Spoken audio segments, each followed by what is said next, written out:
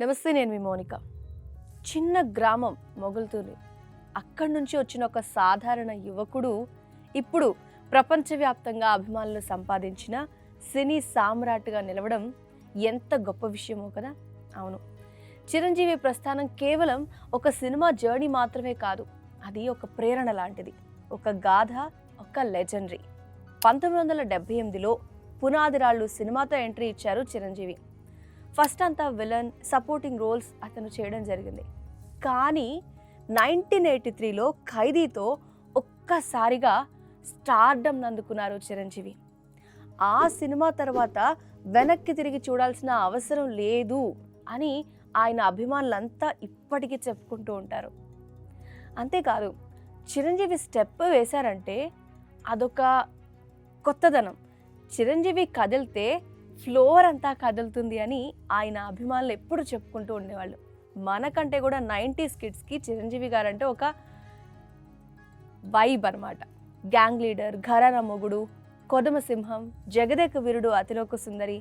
అసలు ఈ సినిమాలైతే ఆయన స్టామినా ఏంటి అనేది తెర మీద చూపిస్తాయి. చిరంజీవి అని వర్డ్ అంటే చాలు ఫ్యాన్స్లో ఒక పండగ వాతావరణం. కేవలం ఆయన తెలుగు రాష్ట్రాల్లోనే కాదు, అమెరికా, దుబాయ్, ఆస్ట్రేలియా అక్కడ వరకు తన అభిమానుల సైన్యాన్ని పెంచుకుంది కేవలం చిరంజీవి గారు అనడంలో అస్సలు సందేహం లేదు. చిరంజీవి ఒక నటుడు కాదు, ఒక భావోద్వేగం, ఒక ఎమోషన్.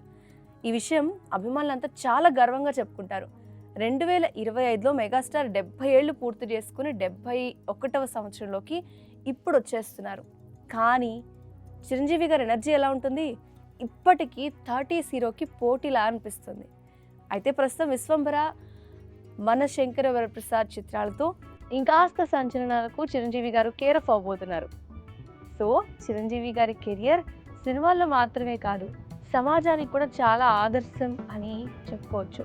రక్తదాన శిబిరాలు కానీ, సేవా కార్యక్రమాలు కానీ, ఇవన్నీ ఆయన యొక్క ఇమేజ్, ఆయన వ్యక్తిత్వాన్ని ఇంకాస్త గొప్పగా నిలబెట్టాయని చెప్పుకోవచ్చు.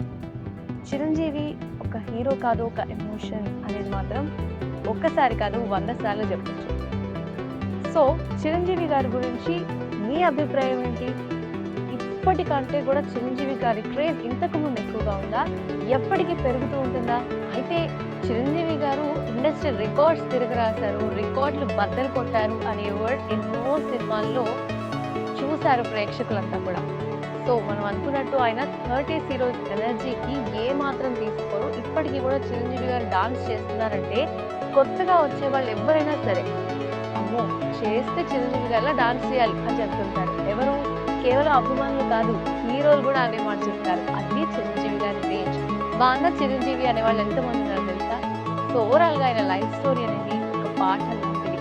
ఒక సామాన్యుడి స్థాయి నుంచి మెగా స్టార్ వరకు ఆయన చేసిన ప్రయాణం గురించి ఒక స్టోరీ, ఒక బుక్ లాంటిది అని చెప్పుకోవచ్చు. ప్రతి ఒక్క యువకుడికి ఒక మార్గదర్శకం లాంటిది.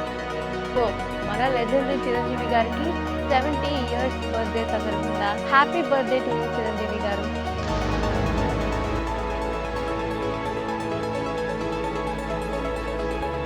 మీకు ఉన్న క్రేజ్ అనేది ఎప్పటికీ తగ్గదు. It's a never ending. మీరు సినిమాలో కనిపించినా, మీరు ఒక మాట మాట్లాడినా, ఒక స్టెప్ వేసినా ప్రతి ఒక్కళ్ళకి అది పిచ్చ పీక్స్ అనే చెప్పాలి. సో ఈరోజు మీ గురించి తలుచుకున్నందుకు we are so happy. Once again wishing you Chiranjeevi garu a very happy birthday. Thanks for watching. మీ అభిప్రాయాన్ని ఖచ్చితంగా ఎక్కడ తెలియజేయాలి? కామెంట్ రూపంలో.